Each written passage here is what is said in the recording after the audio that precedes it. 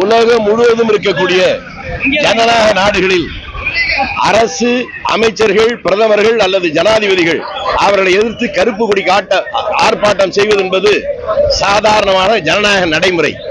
அதைத்தான் நாங்கள் இங்கே செய்கிறோம். அதை ஏற்றுக்கொள்ள மனமில்லாத சர்வாதிகாரத்தின் பெயரால் ஒரு ஜனநாயகம் நடைபெறுகிறதோ என்கின்ற அச்சம் உருவாகியிருக்கிறது.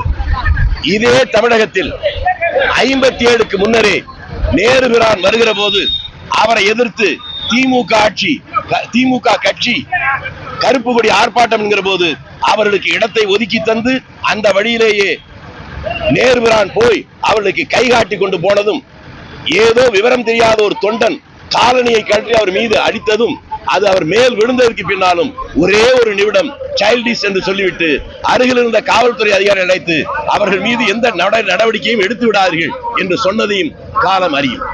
அதே திமுக இன்றைக்கு ஆட்சிக்கு வந்திருக்கிற போது எங்கோ போகிற பிரதமருக்காக அந்த பாதையிலே யாரும் போகக்கூடாது என்று சொல்லி வீட்டு காவலில் வைத்திருப்பது, இவர்கள் எதற்காக கடந்த காலத்தில் போராடினார்களோ அதற்கு மாறாக சர்வாதிகாரத்திற்கு துணை போகிறார்கள் என்கின்ற வன்மையான குற்றச்சாட்டை சொல்லிக் கொள்கிறேன்.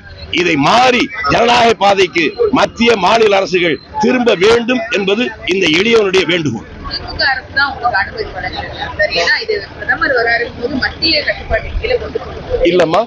இல்லம்மா உங்களுக்கு தெரியல.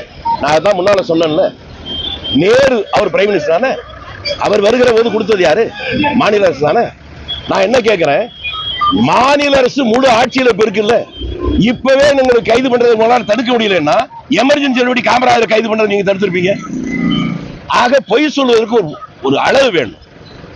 மீண்டும் மீண்டும் சொல்வது, கடந்த கால வரலாறுகளிலிருந்து நீங்கள் பாடம் கற்றுக்கொண்டு, நீங்கள் புதிதாக உங்களுக்கு நான் உபதேசம் செய்யவில்லை, நீங்கள் கடந்த காலத்தில் என்ன சொன்னீர்களோ அதை செய்யுங்கள். அதைத்தான் கேட்கிறேன். திமுக காங்கிரஸ் தலைமை சார், அதான் என்ன சொல்றேன், உங்க கருத்தை நீங்க வச்சுங்க. அவர் இணக்கமா இருக்கிறாரு காலப்போக்கில் பாருங்க.